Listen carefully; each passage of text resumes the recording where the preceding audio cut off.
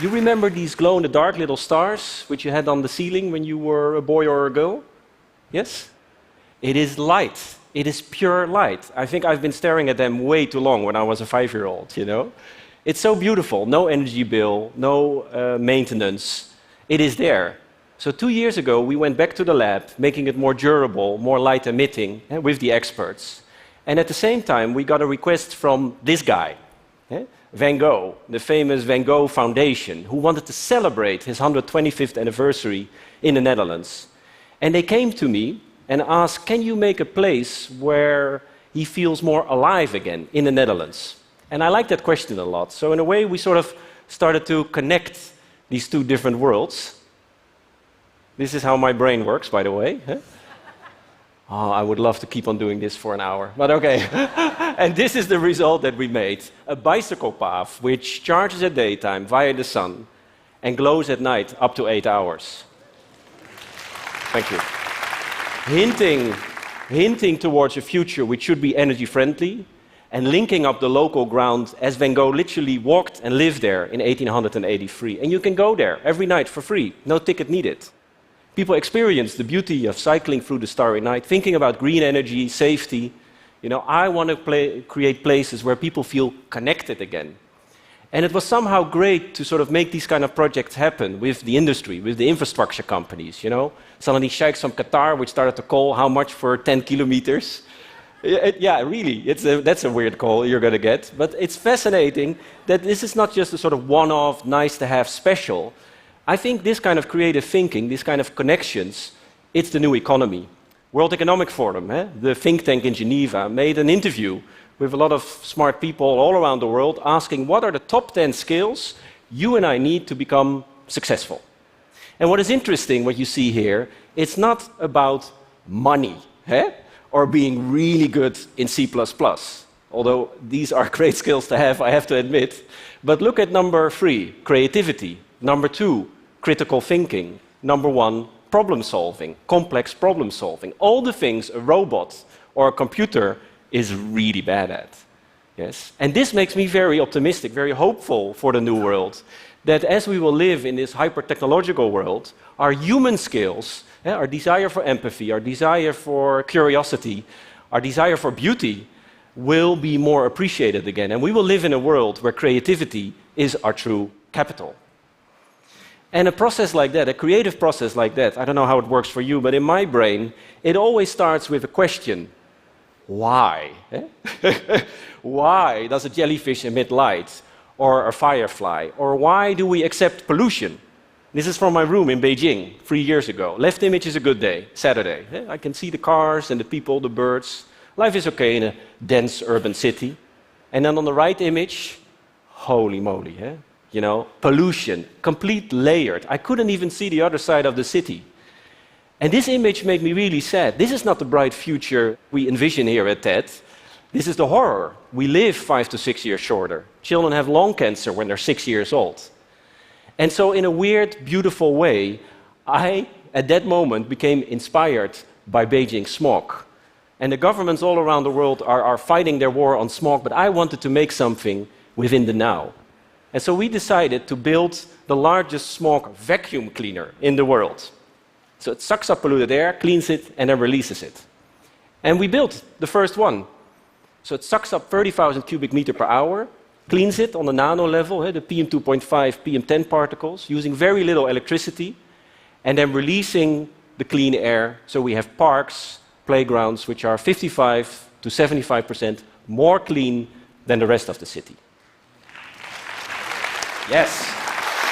And every month or so, it opens like a spaceship, like a Marilyn Monroe with the, well, you know what. Anyway, so this is the stuff we are capturing. This is Beijing smog. This is in our lungs right now. If you live next to a highway, it's the same as 17 cigarettes per day. Are we insane? When did we say yes to that? And we had buckets of this disgusting material in our studio. And on a Monday morning, we were discussing, we're like, shit, what should we do with it? Should we throw it away? And like help.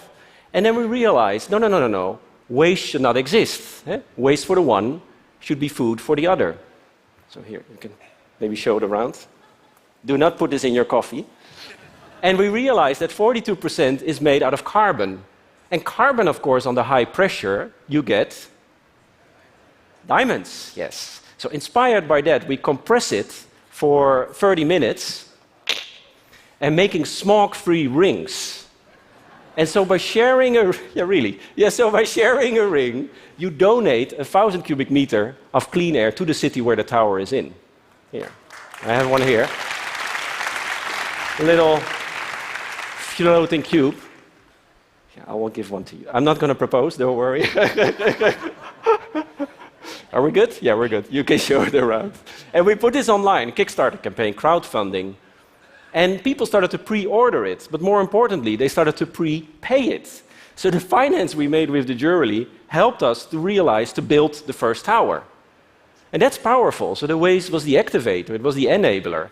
Also the feedback from community. This is a wedding couple from India, where he proposed to her with the smog-free ring as a sign of true beauty, as a sign of hope. And she said yes. I love this image so much for a lot of different reasons, yeah. And right now the project is touring through China, actually with the support of China's central government. So the first goal is to create local clean air parks, and that works already quite well, 55–75% more clean. And at the same time, we team up with the NGOs, with the governors, with the students, with the tech people to say, hey, what do we need to do to make a whole city smog-free? It's about the dream of clean air. We do workshops, new ideas pop up. These are smog-free bicycles, which I'm Dutch, so I have this bicycle DNA inside of me somewhere. And so it sucks up polluted air, it cleans it and then releases it. In the fight against the car, in the celebration of the bicycle.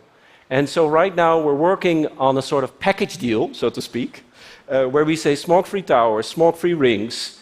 We go to the mayors or the governors of this world and say, we can guarantee a short-term reduction of pollution between 20 and 40%.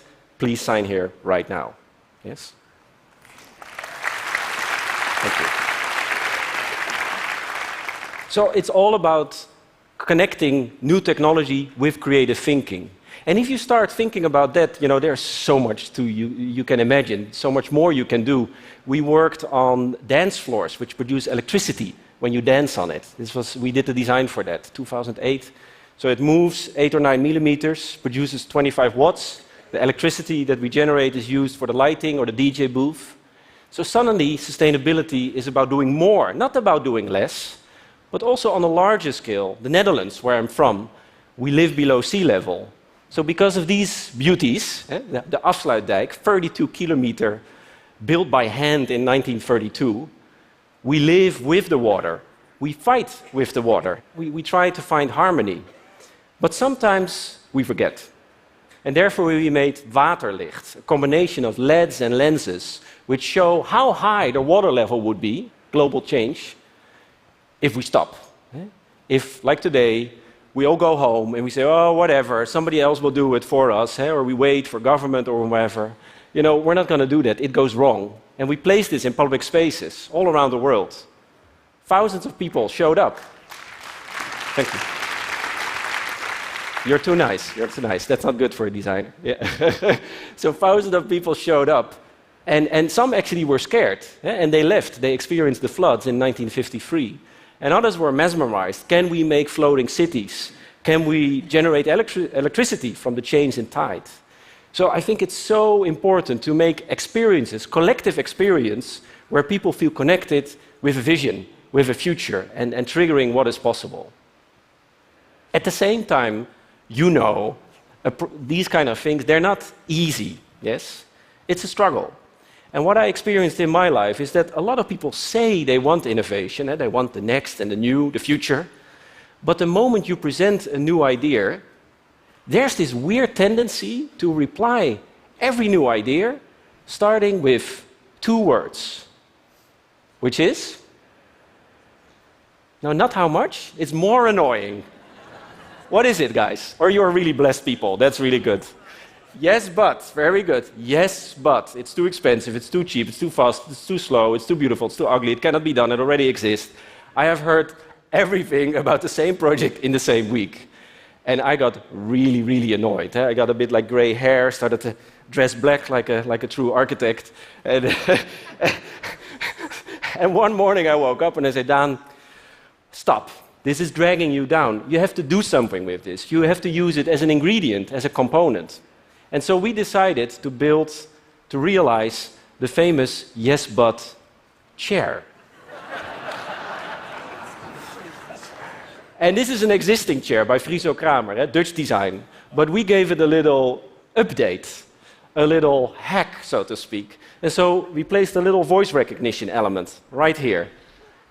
And so the moment you sit on that chair and you say those two horrible, creative, destructive, annoying little words, you get a short, but pretty intense little shock on the backside of your button.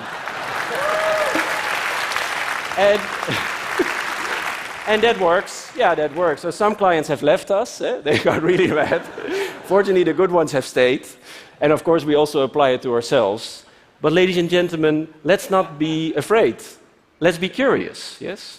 And you know, walking through TED in these days and hearing the other speakers and feeling the energy of the crowd, I was remembering this quote of the Canadian author, Marshall McLuhan, who once famously said, on spacecraft Earth, there are no passengers. We are all crew. And I think this is so beautiful. This is so beautiful. We're not just consumers, we're makers. We make decisions, we make new inventions, we make new dreams. And I think if we start implementing that kind of thinking even more within today, there's still a whole new world to be explored. All right, thank you. Thank you.